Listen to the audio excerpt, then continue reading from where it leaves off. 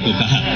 जैसे ही वे लताएं हटाई गईं, राजा की दृष्टि सबसे पहले एक शिवलिंग पर पड़ी।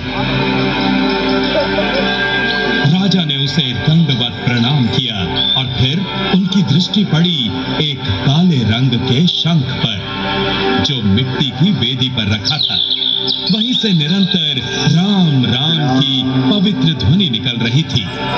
राजा हरिराम सिंह देव ने उस शंख को माथे से लगाया, प्रणाम किया और उसके संरक्षण का आदेश दिया। उस रात जब वे अपने महल लौटे तो एक दिव्य स्वप्न आया। भगवान स्वयं प्रकट हुए और बोले, राजन, जिस शिवलिंग का तुमने दर्शन किया उसे मैंने अपने वनवास काल में स्थापित किया था। परिणाम स्वरूप मैंने अपना शंख वहीं छोड़ दिया, जो दिन रात मेरे नाम का जप करता है। उस दिन के बाद राजा हरिराम सिंह देव के जीवन में परिवर्तन आ गया। वे भगवान श्री राम के अनन्य भक्त बन गए।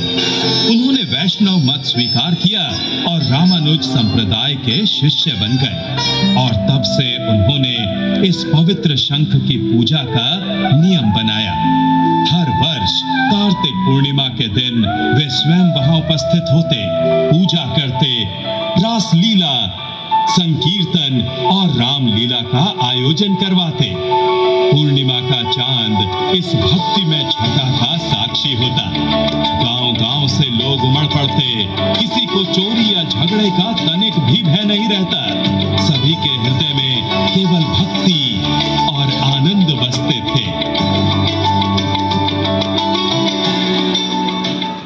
राजा हरिराम सिंह देव के देहांत के बाद उनके पुत्र राजा इंद्रजीत सिंह देव, फिर उनके पुत्र गजराज सिंह देव, फिर श्रीनिवास हुकुम सिंह देव, सभी ने इस परंपरा को निष्ठा से आगे बढ़ाया।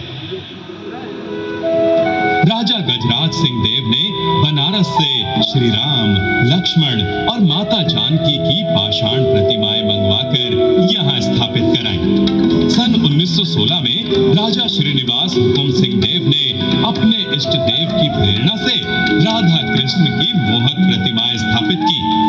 उन्होंने राम रेखा धाम को स्थायी रूप से दान देकर देवोत्तर संपत्ति के रूप में दर्ज कराया, ताकि पीढ़ी दर पीढ़ी ये परंपरा जीवित रहे। समय बीतता गया। राजा श्री धर्मजीत सिंह देव ने काशी में अपने गुरु स्वामी जनार्दनाचार्य जी महाराज से निवेदन किया कि इस पवित्र धाम के लिए एक योग्य आचार्य की आवश्यकता है। तब उन्होंने अपने शिष्य स्वामी जयराम प्रपन्नाचार्य जी महाराज को राम रेखा धाम की सेवा का कार्य सौंपा। सन 1942 से 2007 तक स्वामी जयराम प्रपन्नाचार्य जी ने इस क्षेत्र में धर्म, शिक्षा और भक्ति का दीप प्रज्वलित रखा। वे गांव-गांव पैदल तथा साइकिल से भ्रमण करते, लोगों को अंधविश्वास से दूर रखते और शिक्षा, स्वास्थ्य व भक्ति की राह दिखाते।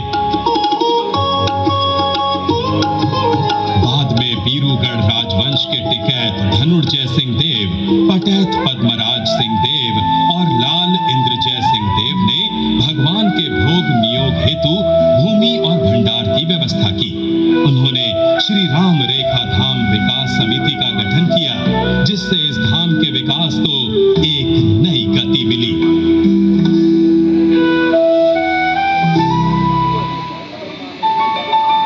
आज भी उसी वंश के वंशज लाल इंद्रजय सिंह देव, युवराज दुर्ग विजय सिंह देव और युवराज कौशल राज सिंह देव इस पवित्र धाम के संरक्षक हैं। उनके मार्गदर्शन में श्री राम रेखा धाम का सर्वांगीण विकास हो रहा है।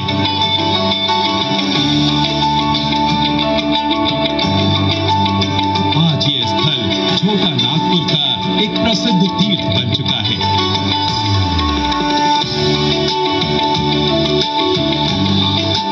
यहाँ अग्नि जीव मुनि, जो अगस्त्य मुनि के छोटे भाई थे, उनका आश्रम है। कहते हैं प्रत्यक्ष रूप से मुनिगण यहाँ त्रेता युग से तपस्या में लीन हैं। बाबा जयराम प्रपन्नाचार्य जी को इन मुनियों ने प्रत्यक्ष दर्शन भी दिए थे। 1958 में पूज्य देवराहा बाबा भी यहाँ आए थे और उन्होंने भी मुनि गुफा में जाकर उनसे संवाद किया था। रेखाभास अर्थात राम रेखा धाम केवल एक तीर्थ नहीं बल्कि ये भक्ति, सेवा और परंपरा का अमर प्रतीक है, जहां वन की नीरवता में आज भी राम राम की ध्वनि गूंजती है, जहां हर श्वास में भक्ति है, हर शिरा में श्री राम का नाम अंकित है।